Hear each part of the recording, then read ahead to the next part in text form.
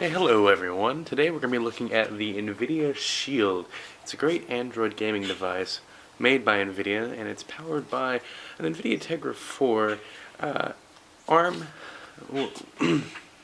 which is, based off the ARM A15 processor with a 782 core Nvidia GeForce GPU manufactured specifically for this CPUs. Well, it's more of an APU, but you get the point. It's got 2 gigs of RAM. It's got 16 gigabyte of flash storage, which is plenty enough, and it also has expandability up to, I believe, 64 gigs with a micro SD card slot, which is located on the back of the device next to the I/O port, where you have micro SD, micro HDMI out, a USB in, and a headphone, the standard 3.5mm jack, no proprietary garbage on that at all. So it's great, cheap chargers. You can use any type of headset, great, except for that micro HDMI, but I can understand because it is a small device for what is inside of this powerful little beast. Anyways, the display itself is a 720p multi-touch IPS display, which really does look beautiful. And like I was saying earlier, the HDMI out does support up to 4K out. Yeah, 4K out. Nvidia Game Stream does not support that, but if you want to watch a movie or do anything like that, voila, 4K. Now, it does support dual band wireless N, but it does not support AC. Yeah, more on that later. It also has surround speakers on the front that are really nice. They're actually really loud, and it does sound good. I have to say, people say how the HTC One has great speakers. My friend has it, and the time whenever I've heard him play a YouTube video, which could have just been the video, but put that aside, these sound a lot better in my opinion. I really do love them. They're great whenever you're wanting to watch a movie or play a game on the device. They sound great, and it's, stereo speakers pointing at you, not underneath you or behind you, like phones. And yeah, like I already said, it has Bluetooth 3.0, and that's about it with the specs. Of course, it's got a built-in console-grade controller, but that's kind of self-explanatory. Now, let's move on to the build quality. The build quality feels very premium. It's hefty, but not too hefty. It feels like it's a quality device. It doesn't feel like it's too heavy or like a light, thin, flimsy piece of plastic. Now, it is the bottom of the device is wrapped in a rubber-type material, which really lets you grip onto it nice, and it feels good in your hands. And the top of it is a nice ABS plastic, which does not feel flimsy or something that'll be brittle and break in your hands. And on top of that, the top has an aluminum removable Nvidia Shield, or tag really is what they're called, but I believe it was originally called a shield. The device is a shield itself. Now, this is a powerful Android device. It can pretty much play any Android game on the market without any problems, which is self-explanatory, having it, it being an Nvidia product with an Nvidia Tegra 4 processor, which is probably one of the best mobile-based CPUs on the market right now. It also supports Game Stream, which is the main reason why I purchased this. Now, the performance, due to the the Nvidia Tegra 4 processing unit, everything looks great. It's snappy. It's a great a great time that you'll have on this device. Now, also the 720p display.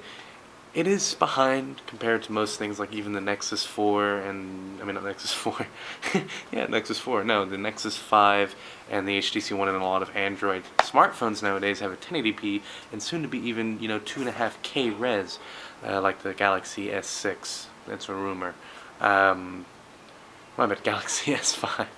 Yeah, man, I'm going in the past, the future, I'm great. Anyways, yeah, the display is a 720p, but it is a only 5-inch display, so it is technically still Retina. It looks very nice. You don't really see the pixels out of the naked eye unless you really, really put your face up on it. You really still don't see anything, but anyways, now time to move on to the cons. The cons on this is that it doesn't have wireless AC. This is a very expensive Android device, and it supports game streaming, which just needs as much bandwidth as possible. Not that our networks here can really support AC or even have any benefit for it. it does have some benefits. It could probably help with some, but it doesn't support AC. It only supports dual band N, which is still fast enough, but there's also a lack of a Tegra for enabled games. Well, you probably didn't see that, but you heard that, me sitting down. I actually had to get up. I forgot to close the door. I'm a professional. No, I'm not. Anyways, like I was saying, the cons. There's no AC support, like I said, only dual band N, and there's really a lacking of Tegra 4 enabled games in the Android App Store, the Google Marketplace. I mean, it's a very powerful GPU, but without a developing market where people are actually creating games for it, it doesn't really do you any good.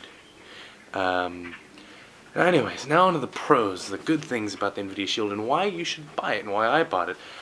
It does support Nvidia Game Stream, which is a really awesome thing. If you have an Nvidia base, I believe it's a Kepler GPU, a GTX 650 or higher, you can actually stream your PC games to your little device if you're on the same network as it. And there's also some VPN solutions where you can, stream it whenever you're not at home, but it's not really recommended for that.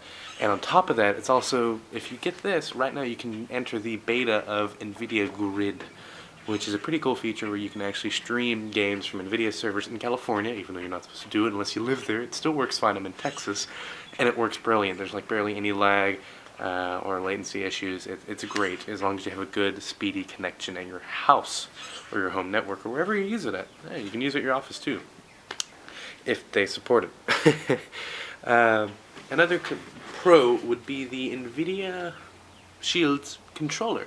It's got a console-grade controller, and it's, in my opinion, it's as good, if not better, than the 360 controller. Just, in my opinion, it feels really nice in my hands, and I have average-sized hands, not something huge, not something small. And the third pro would probably be that it's made by Nvidia, and I'm an Nvidia fanboy. So, it looks good. It has Nvidia green accents right here in the front.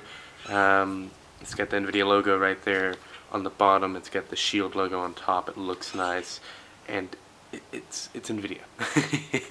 Now, my final thoughts on the device would be that if you're looking for a great Android gaming device, I would definitely pick this up. And if you're really big into emulators, this thing can play emulators like day and night. It's so awesome when you're on the go.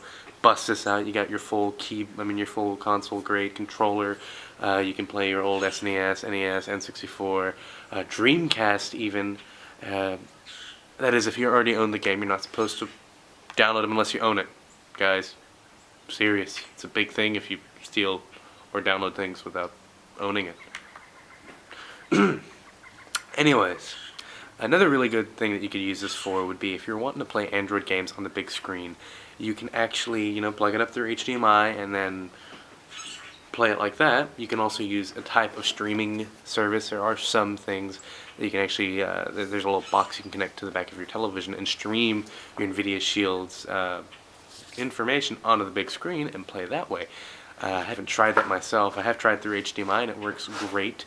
You can either play it like this, just sitting on there with the HDMI cable, playing it, or you could plug it in and then connect a Bluetooth controller and sit down on your couch and play Android games or, your big picture, Steam big picture type games, PC games on your TV without having to plug in a computer or building an HTPC, and this is a great solution. And overall, I love my Shield, and I would totally recommend it to anybody who's in the market for a high-end Android gaming device. Thanks for watching. Stay hungry.